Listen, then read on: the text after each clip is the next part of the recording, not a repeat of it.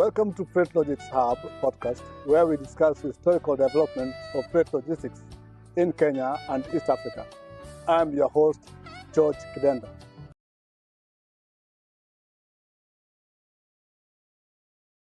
Your Highness, I'm very grateful for what I'm gathering from you now.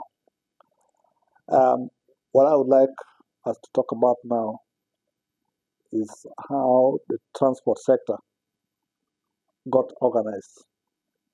Yeah, well, in around 66, 67, Yes. late Ngala Mm. was the Minister for Transport. Mhm. He introduced a lot of levy Mm. on trailers and whatever. Okay. And overnight,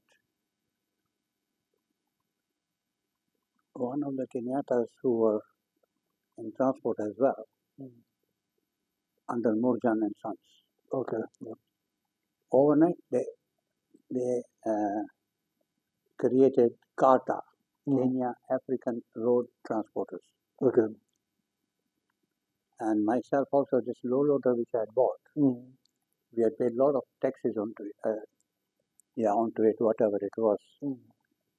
So with that one, they applied and we got refund. Mm-hmm. So that was my first benefit Okay. to get it Okay. and feel like joining them. Okay. It was only 15 days old. Mm. I joined them. Okay. Mangi Mathai, the late, Yes. he was our chairman then. Mm. After, so I got about 55,000 shillings back. Okay. So that shows, being one which I mentioned earlier, Mm. that you need a platform. Mm. So that was the platform. Okay. So with that platform we moved, and with that 55,000 shillings I bought a car for my wife, Peugeot 504, Yes. Okay. because it was a refund coming back. Okay. Anyway, so Kata, we did a lot, and in 1974, 73, 74, there was this pipeline from Mombasa to Nairobi. Yes. Now, while this one was there, and we as an association, we were talking to the oil companies for negotiating the rates. Very important. Yes. Yes. Negotiating the rates, which we did. They would have their representative addressing on behalf of all the oil Oil companies, companies. Yeah. and Kata on behalf of the transporter. So we got a good jump from, I think, 180 shillings per cubic meter to, I think, 300 shillings. Okay. So that was a good benefit. Continued for a couple of years. And then few others also started joining the association. And during this association now, I think 1971, 72, I registered the Kenya Transport Association branch Mombasa. Okay. Around, I may be wrong, a year this way or that. And I also happened to be put into a committee with the government. This is where Northern Corridor came in. It's just here. Yes. Yes. Yes. Yes. Because it is Northern Corridor which was trying to adjust and address the whole issue up to Rwanda and Burundi. Yes. So I had to be with them. I can't remember if the minister was Mr. Okondo or something. The Minister for Transport. For transport, yeah, he was for some time also. Yeah. For that time. Yeah. Okay. So somewhere, even when we were sitting and talking and negotiating, sometimes I had to raise my hand to brief him, which we did. And at the same time, when these containers had come in, people would carry container, drop the side, and put it. And I had brought in 2 trailers with twist locks onto them. Yes. Second-hand, which we were allowed. And that is where, as I said, Jonathan Moturi. Yes. We had meetings here, there, to put a container terminal in Nairobi. Yes. We have to put in Eldoret or Kisumu. The inland container depots. Yeah. Yes, yes, yes. So that is all which was happening, and I was participating in that. And a lot of time when you have the first knowledge, I, as chairman I was vice chairman in Nairobi and I was chairman here. I used to pass that to the transporters. Yes. And I went to the minister and I told him, people are carrying containers. What are they lashing with? I said, they just pulled few strings from the kikoi and tie. This is where these containers are dropping all the time. Dropping on the vehicles or on human beings. So if we can get a width increased and the length of the trailers to be from increased. 33 or what to 41 foot, so that a 40-foot container can go into the body, which will be safer. So now meaning that the coming of the containers had to cost the government to now change the dimensions of the trucks for the to accommodate safety of the people of the road. For the safety of the people. Okay. And the convenience of the transporters also. Okay. Yeah. Yes. That is how it was allowed. The lengths and all this. Okay. So we had a lot of meetings to discuss about lengths, weights, axles, axle loads. Yes. So that is where the industry, transport industry, because a lot of transporters had created themselves. Yeah. And whenever they had issues, then I had to think about what to do. Okay. Initially, there were only number of axles. Then it changed to weight per axle. Yes. So Yes. We had to ask people how to do it. And so now you're also introducing the front loaders, because with the wooden crates there were no okay, there could have been front loaders, but not with the extensions to be able to handle the 20 foot and the 40 foot. Yeah. And now I'll go back again to heavy lifts. Yeah. When this business of Zambia was there, after finishing with the railways, then NOTCO got another contract for the railway in Tanzania to the border. Yes. Including just at the border to turn Malawi. Yeah. So we used to do the transport. Okay. They said, we have done this, now you do this as well. So there we started the tankers. Okay. But then we didn't go because I think there was an issue between Tanzania and Kenya. Something the managing director of Kinatco, disagreed. I can't remember his name now. I think he started boasting there. They cut us. They cut us. Yes. Okay, then it was Kinatco. Okay. But then I was not working for Kinatco. As an individual, without working under Kinatco, as an association, I fought. Okay. Including the coffee, tea from Rwanda, Uganda to here. Yes.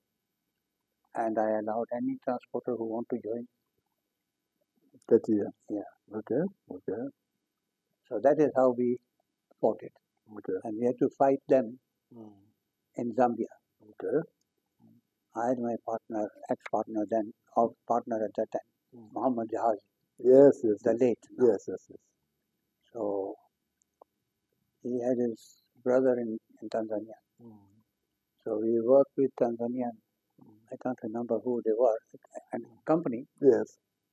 government company or some government. So they gave us okay.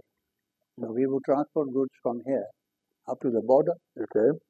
and then cross the border, and then we used to, because you were limited to weight. Okay. So you carry 2 trucks together, and then load only one and go to Zambia and come back Okay. with that copper.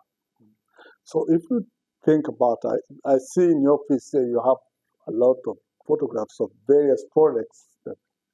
Which would you consider to be the most challenging project that you ever handled? In fact, these are the most challenging projects. Okay. I'll start from one photo here. Yes. If you can just see. No, this one. Yes. This one is that low loader that we are talking about. Yes. That equipment which is on the top. Yes. Those are two type of tractors and put together. Yes. Yes. And they were used in one of these power dams. You know, when they make dams and all this, then you have that slope. Yes. Yes. So they had to cover it so that the soil doesn't. So this one was putting bitumen. Okay. Now this one was about 40 tons. Okay. And how to carry it? This one is totally carried. I don't know. I have a book here otherwise.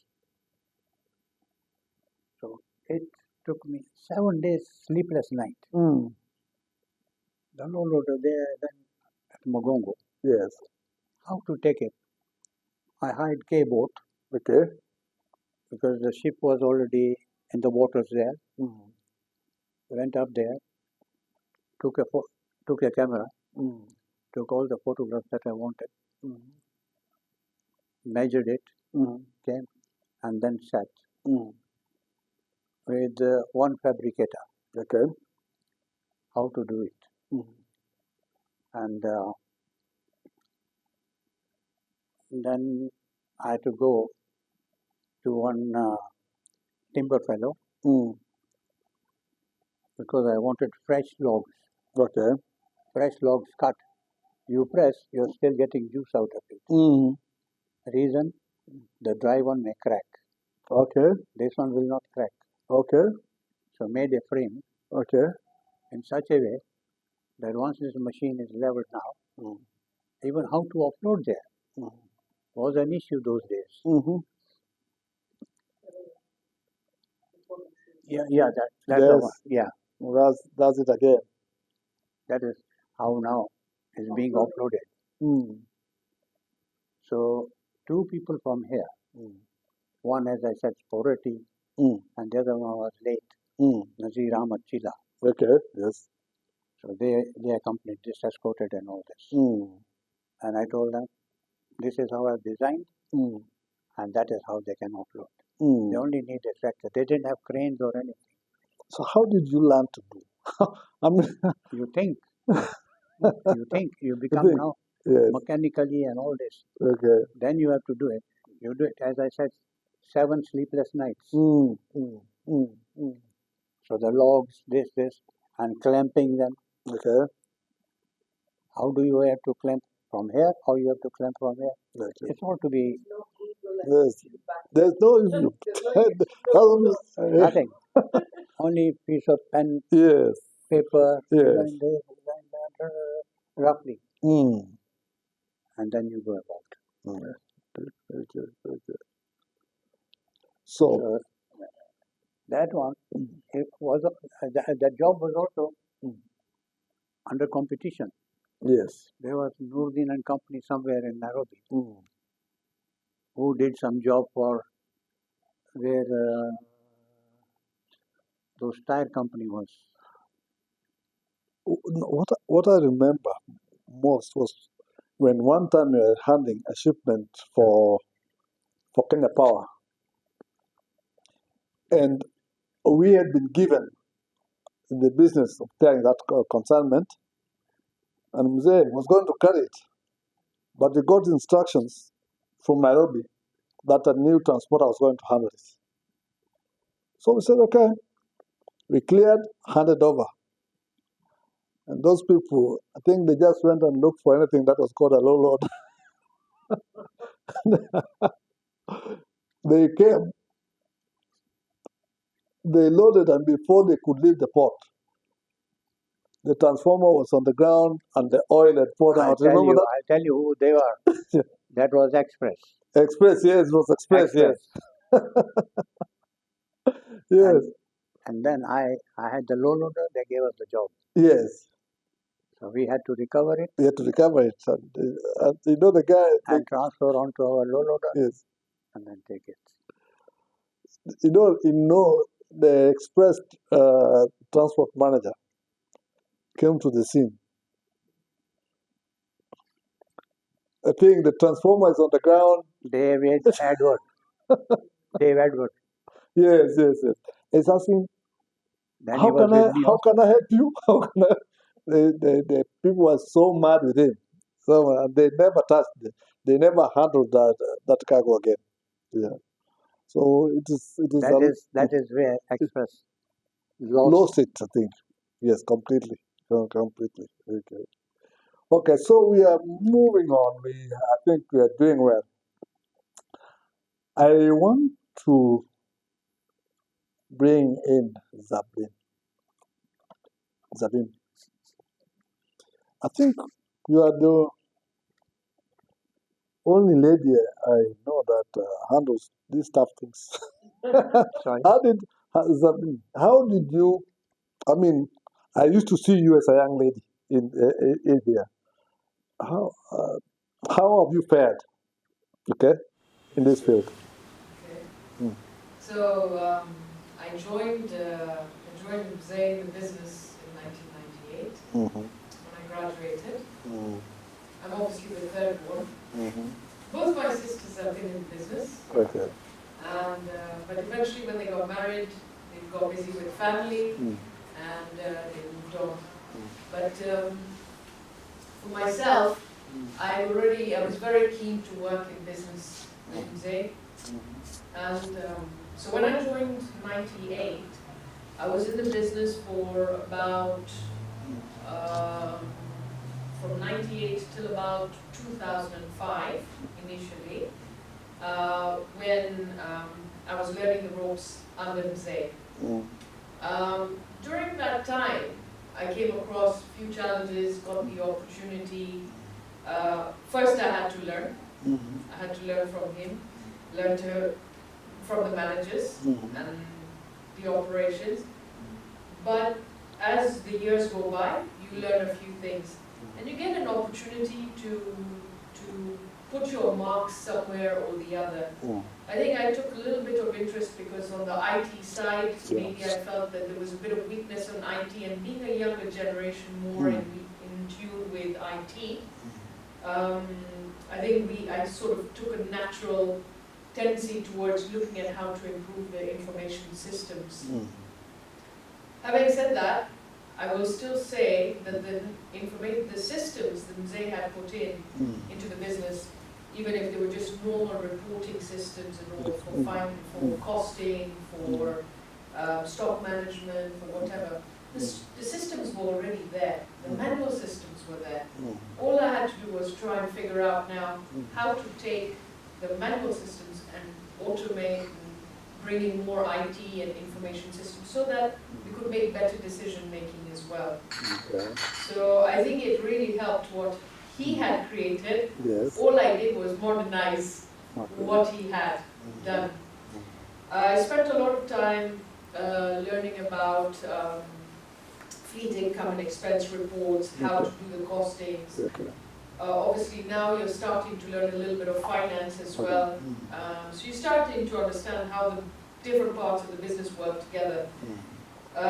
Nonetheless, I think my favorite part was always the project cargo. So whenever there was a project, everyone in the business got excited. We all got excited.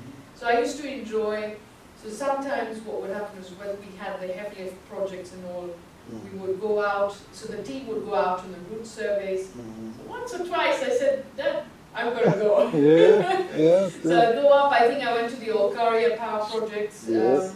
Even when we would do some of these other power projects, which was in Nairobi. Yeah. And I think it was for Salvo Power. And it was Watsila who had come to work with us. So they've done some projects with us. And they were very comfortable. So they knew that we would be the logistics transporter who would do the offloading, positioning, and transport. And the engines, I think we had to receive, was it 7 engines from an Autonov plane? Yes. So they were brought in from Europe. No, from Autonov plane was one. Yeah, the one. So there was, I think, one of the generators had gotten spoiled in Nairobi at Sao Power. Okay. And so we had to receive that from a plane. And I think that was one of my very first few projects where I was on the scene. So that was very exciting. So other than learning the management side of the business, on the HR, on IT and finance, but slowly I started moving into the project cargo where I actually started enjoying it a lot more.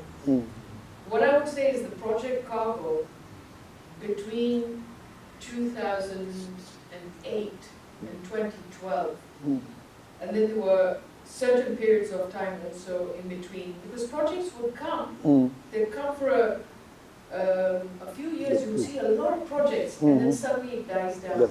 And then again, there's a lot of projects, and then suddenly it dies down. So project cargo is very cyclical. It was tied a lot to the cycle of the economy, the business, and globally as well. Okay. So I remember between 2008 and 2012, there was a phenomenal amount of project cargo happening. And obviously, there's more competition, but we were working flat out on projects. And in fact, we were investing a lot more in project cargo as well. Not just in the fleet, but even for offloading and positioning as well. So jacking and skidding systems to lift the cargo so you can put your hydraulic trailer underneath, drop it down, and then obviously getting involved inside when you're doing installations into the factories. So if you take your engine, you take your transformer, you take it to site. Now it's not just offloading it, but it's actually taking it into a purpose-built building. So whether it's Bulgaria, Salvo Power, so all these buildings are already ready. The shell is ready. Now the question is, how do you take it in? How do you take this big heavy piece? And you can't even move your vehicle in, so you have to create all these railway tracks and all. So that was really enjoyable. So that sort of kept me interested. But I think at some point, obviously for me, it was like, okay, I think I still want to do other things. So I realized one thing, that transport is something you really have to be passionate about. And project cargo is exciting, but it's not there every day. So you really have to have a strong passion for wanting to be in this industry. And I think Jay has already shown with his passion, you can reach very high levels. And I think it's always about making sure you do it right, to the best of your ability, but do the best of it. And forget about the money aspect. Don't think about the money. He doesn't put money at the forefront. I think that's some of the we have to have satisfaction that we have done the project well. That's without any damage. Yes. This is what I used to talk to my people as well. No damage. Now I think we are going to the end, and I want to again ask very personal questions again. Is that when family business goes, it goes through transitions. Mzee was a young man when he started. He's now an old man. You were a child at one time. How do you handle succession in a family business like this? Because I mean, coast hauliers and highway carriers have been landmark Yeah. companies known in this region. Um, how do you see Yeah. the future going forward? So I think if I was to Yes, say, Yeah. if I was to say when we started exploring Mm. the succession of the business around about 95, 96, my sisters were still in the business. Yes. I had not joined yet because I joined in 98. But we were having various discussions, and my sisters were also already looking at Mm. speaking to Dad and saying, Dad, Mm. the business is too big, the Yeah. trucks are too many, Mhm. and we're not sure if we want to do this. Mhm. I still had time to join.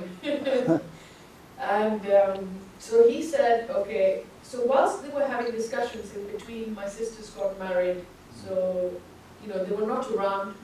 Dad had still not, my father had still not decided on a vision for how, if at all, what would happen in the future. And I still had to join the business as well. Mm.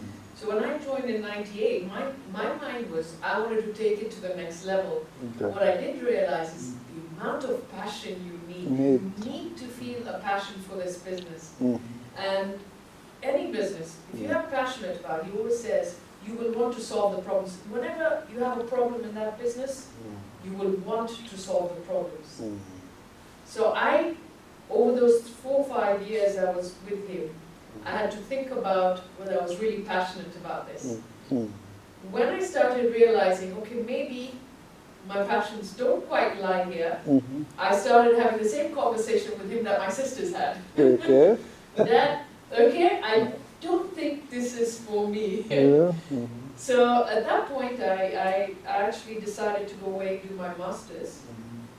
And in between, I said, I think you need to think about what you want to do now. Mm. And I think he took his time. Mm. I went away with my master's, I was working abroad. Mm. And then when they turned 70, Mm. I think that's when he felt Mm. he was ready to retire. Okay. But retire from transport Okay. is what he would say. Yes. Okay. So I think it was 2008 when I came back to the business. Okay. So we had those serious conversations again within the family. What do we want to do? And that is also the time and the transport rates on cargo and all that started Start falling. down. Yeah. Mm. So A the person with 1 or 2 vehicles or 3 vehicles, the rate he gets is what they want to give us, the major companies, Yes. forwarders. And what do they get from them? Halfway, my tire is bust, I want money again. Yes. Here, something small Yes. and present money they'll stop. The previous one they have not yet given you. I So think we also thought- probably some of the points that will probably inform our decision as well, whether we wanted to continue with this as a business or not. Because I remember a conversation saying, oh, if we burst one tire, we've lost all the profit on that one trip. Margins have shrunk significantly. And Project Cargo wasn't there through and through. Yeah. So I think when I came back, they called me back and said, right, I need you to come back. I need you to help me, and we need to decide what we want to do with this business. So I asked him, what's your vision? What do you want? And he said to me, he says, if we can sell, I would like to sell the business. Because if you tell me wind it down, I feel like I'm cutting my arms and my legs. This has been my baby. So my mandate was to try and find a way to sell the business. But at that point, the business was a whole business. We were in everything. We were in general cargo, we were in containerized cargo, petroleum, tankers, and we were in heavy lifts. So I asked him, if you were to sell, what would you sell? He says, if I was buying today, I would sell my heavy lift business as one. I said, okay. And I said, what about the tanker business? Because because it's a good business. Mm. You can, maybe someone would take it as a home because we were doing transport for Total, 2000. for Uganda. Oh, Kenya. 44 years. Yes. For After 44 years, 44 years. we had to come out. Yes. Mm. Mm. So restructure. So after speaking to him, I said, okay, what we need to do is we need to restructure the business so that we can position it for sale Okay. and look for good partners. Mm. Because I can understand from a family perspective, he spent over 50, 60 years Mm. in the business and trying to build something. I felt disappointed I could not continue, but I felt I owed him Mm-hmm. that much to make sure there's continuity in some way or another. So we embarked on looking for partners, so I restructured the business, got rid of the general cargo and things like that, where everyone was doing it. Okay. We created a specialization. Okay. So we decided that we would take coast couriers and highway carriers and specialize them and say, okay, specialize, and then sell them Sell off them. as a going concern. And I think at that time, suddenly the changes came in the regulations where, I think when we were doing for Total Uganda, the returns were good, Yes. business was good. But we had not found someone who was interested in acquiring it as a business as yet.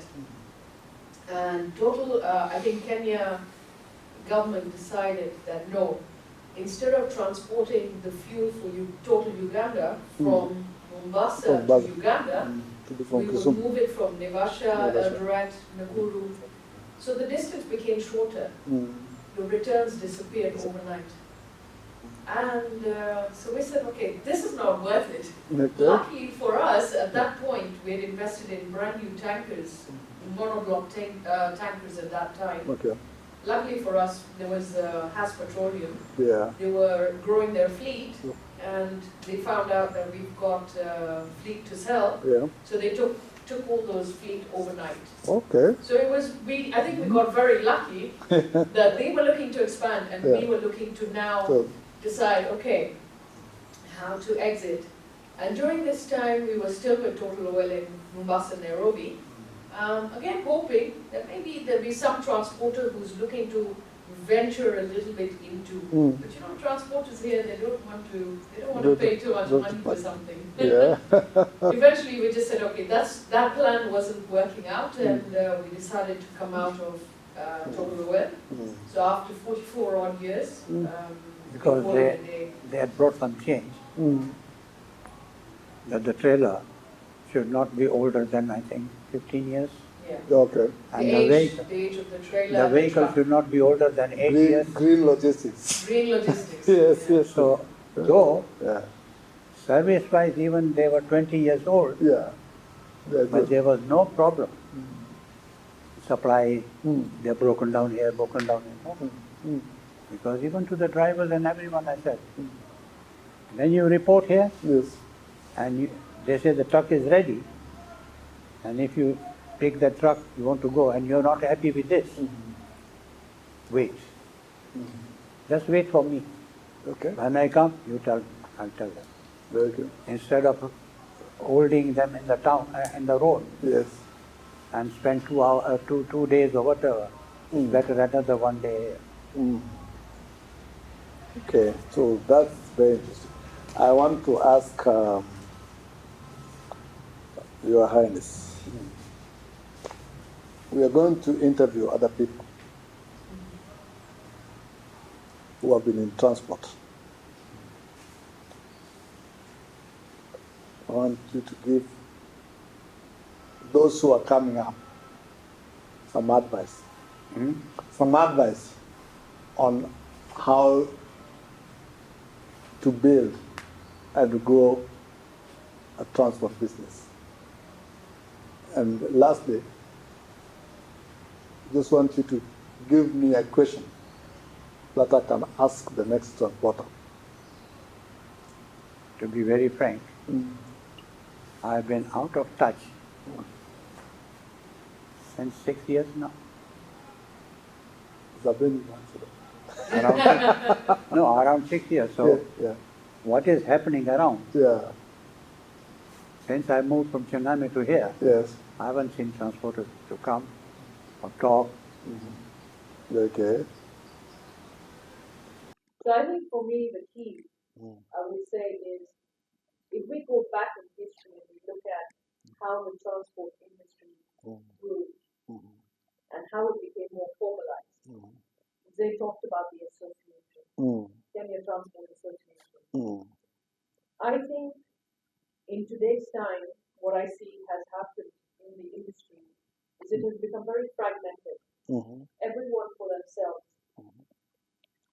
Companies don't work together, they don't collaborate anymore. Everyone's trying to grab a piece of their own pie and keep it to themselves.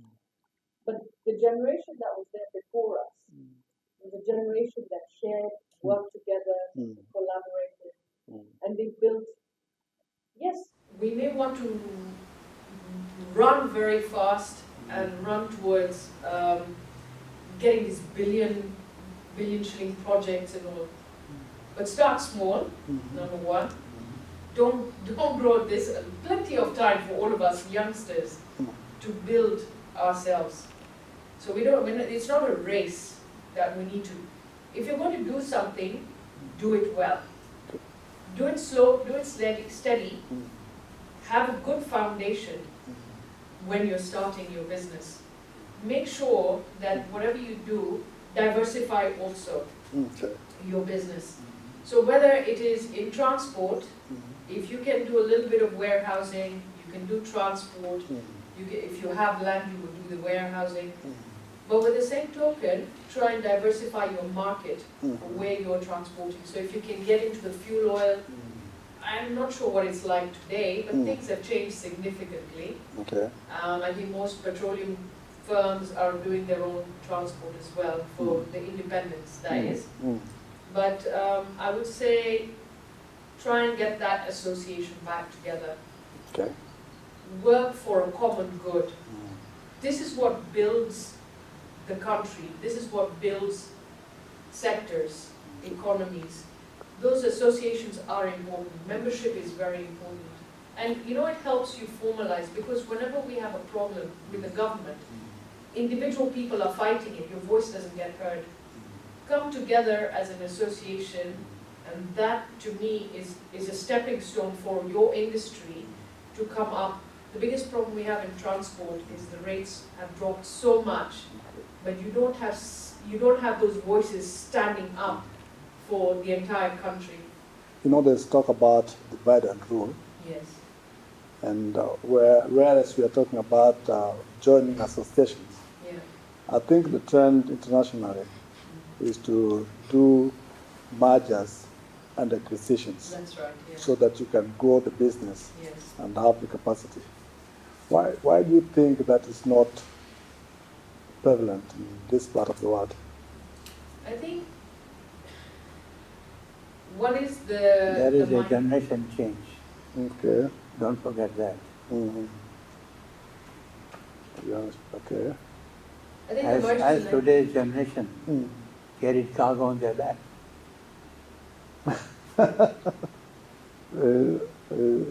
They can't. We have. Yeah. We had that 90-kilo bag Yes. with a friend of mine and myself. What you did. Here is my hand, here is his hand, and from here, Yeah. lift it, put on somebody's back again. Yes. And I think what he's right in saying, because today's generation who are running their family businesses, if at all, Yes. when we come to the issue of succession, it's also important that you need to understand that they built the company. Our parents built the company. The founders built the company. We just inherited it. Okay. We didn't face the hardships that they faced. But when they went to solve their problems, they solved it together with others. Okay. Collaboration is not something that happens enough in the generation that is running their businesses today. Okay. But if they get together and they collaborate, it creates a culture.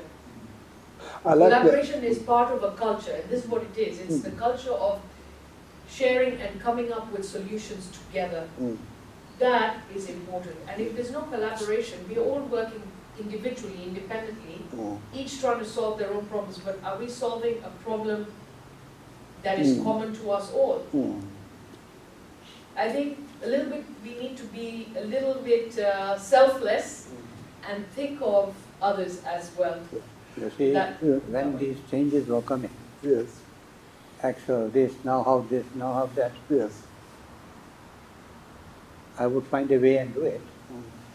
And then the colleagues would come, okay, I'll say, okay, fine, come down with me to my workshop.